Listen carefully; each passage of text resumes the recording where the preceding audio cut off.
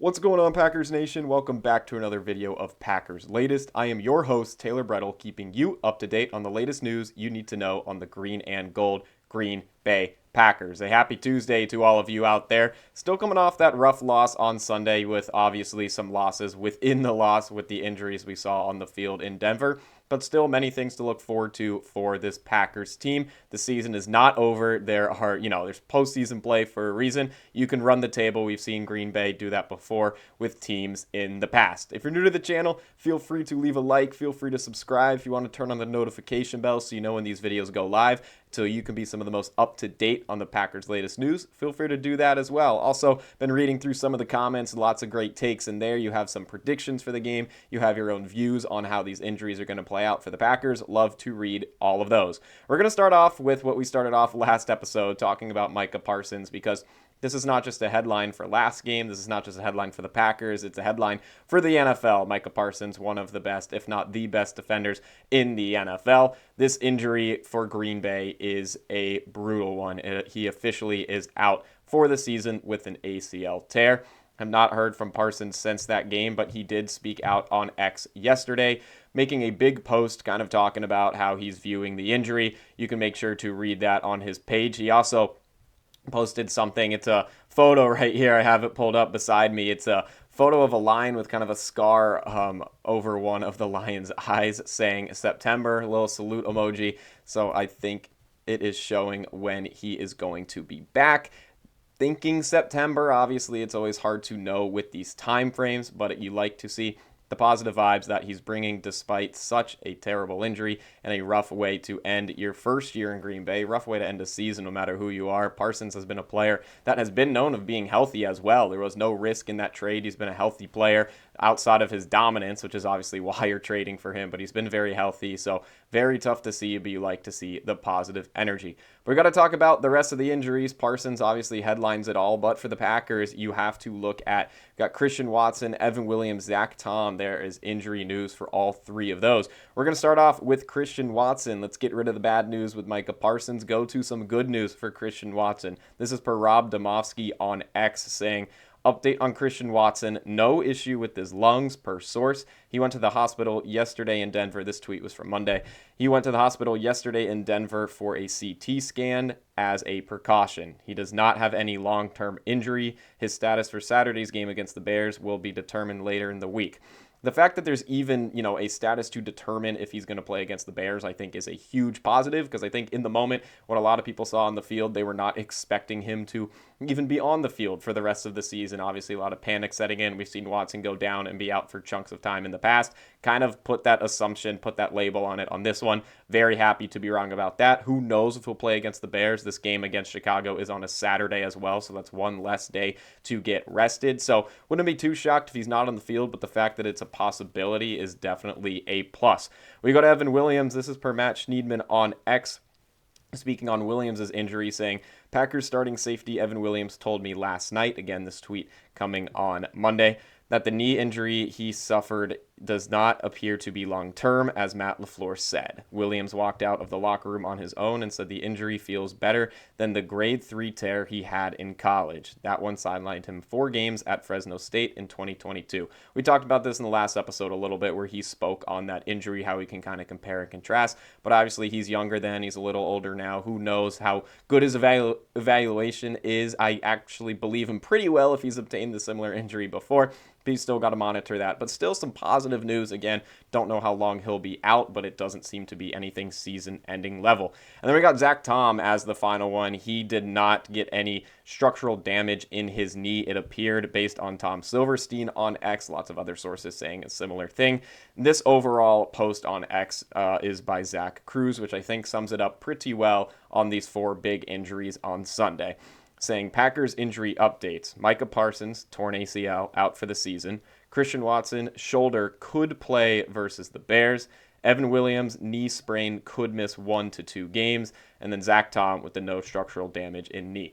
So the fact that there's, outside of Parsons, a chance that all 3 of these guys are back on the field at one time, especially before the playoffs, definitely positive news. But you don't want to rush any of them back. I know you still have to clinch a spot in the playoffs. I know you're fighting for the top of the NFC North, but You got to be safe with these players. You don't want to overuse them, especially with how thin this offense and this defense is getting with injuries on both sides. But we're going to go back to that Denver game and kind of just have some takeaways from that. We've had enough injury talk. It's obviously important to highlight. But man, there were some positive takeaways in this game. It wasn't a negative Sunday overall. We're going to start off with I will get in some negatives, but we are going to start off with the positives. First positive, Jordan Love in the first half. I know that's just part of the game, but man, what a first half that Jordan Love had, completing 17 of 22 passes for 215 yards and a touchdown, all in that first half, leading the scoring drives on the first 4 possessions of the game. I think a big bleeding factor on why the Packers couldn't pull away in this one. Obviously, the second half had a collapse, but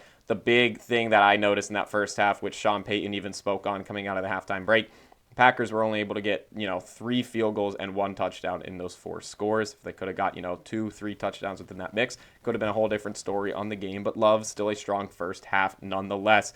In the first half, this is per PFF on throws of 10 or more yards. Love was 7 for 8 for 132 yards and a touchdown, which gives him a perfect 158.3 passer rating. Again, that is per PFF. They had a post on that on X. Another positive is Josh Jacobs, in my opinion. I mean, what a game he had. Questioned if he would even play in that game. Even his backup, Emmanuel Wilson, got some time, even though he was sick. Josh Jacobs dealing with that knee injury. He was on the field. Obviously playing a pitch count, I think, as Tony Romo kind of called it in the broadcast. Not playing 100% of the game, but playing a pretty solid amount of it, and he looked very healthy. You can still see he's a little hurt. You want to monitor that knee. That can swell up pretty quick.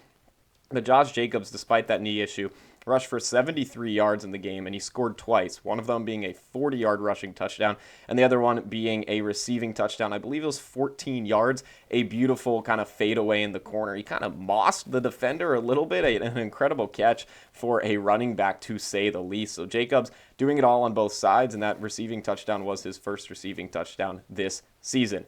The third positive I have is Matthew Golden. This is a receiver for the Packers that, as you all know, we've been waiting to see get involved. He's in the mix a little bit, then it seems like he's nowhere to be seen in another game, and then he's back. Obviously, he's been dealing with injuries of his own. But Matthew Golden in this one, he caught on all 3 targets. He was 3 for 3, you could call it, for 55 yards. Really nice stuff to see for him. I think if Christian Watson, even if it's just one game that he misses out on, I think Golden could be a huge guy to fill in his shoes. Golden has those flashes. He doesn't play for Kent State. He's not a Golden Flash, but the kid out of Texas has some flashes on what he can bring to this Packers receiving core. And this is what the Packers saw with him at Texas and why they drafted him. But he's kind of just been overshadowed a little bit. But man, catching all 3 of those, some impressive catches, one near the right sideline as well. Really nice to see if he can even be a deep threat, not just an option for Jordan Love. If he can be a deep threat if Watson is out, that will be a nice change to the mix. We're going to go to the negatives. I got to start off with the second half collapse. The Packers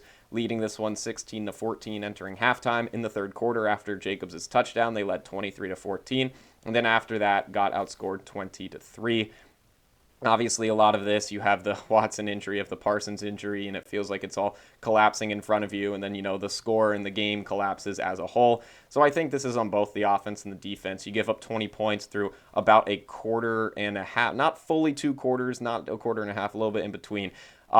Give up 20 points in that span, and you only score 3 points within that same span. Not great from the defense, definitely not great from the offense. It was kind of an overall collapse in the second half. I don't think there's one side to blame. The injuries definitely throwing things off, and the Broncos playing that to their advantage.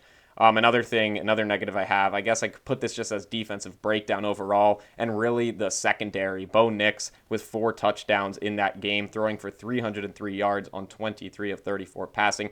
He had one heck of a game, and don't get me wrong, Bo Nix is a great young quarterback. It's not like this is a shocking stat line for him, but he seemed just very comfortable in that pocket, just, kind of finding guys wide open as well.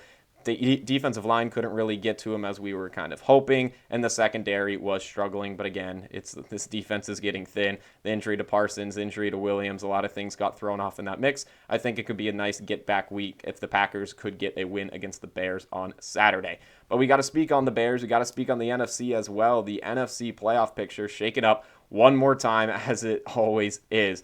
The Packers, unfortunately, dropping to the 7 seed in the NFC after the loss, but still some positives out of this. When you look at, they could, if they beat the Bears, they could jump right back up and be in the 2 seed where Chicago sits now. We're reading the NFC standings from top to bottom. It follows the Los Angeles Rams in first at 11-3, Chicago Bears in second at 10-4, Philadelphia Eagles in third at 9-5, Tampa Bay Buccaneers in that NFC South division where someone's going to scrape out the division winner. They sit at 7-7 as the 4 seed. The Seattle Seahawks as the 5 at 11-3. San Francisco 49ers the 6 at 10-4, and the Packers 9-4-1 sitting at that 7 seed.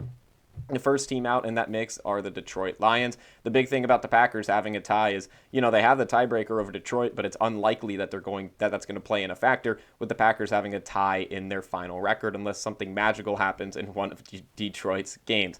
But it's still achievable to get a top seed in the NFC. Maybe the number 1 overall seed is going to be tough to get. This Rams team is absolutely rolling. But the fact that the Packers could beat the Bears on Saturday and jump back up to the number 2 overall seed, that is what you are looking at going forward. Definitely will be a lot to monitor going along in the week as it is just Tuesday. Wednesday, you'll get some good, pictures on who's in practice, more status of some guys. Again, it's a short week. Lots to figure out. It's rivalry week. Once again, you go Bears, Broncos, Bears, the 3 Bs in a row.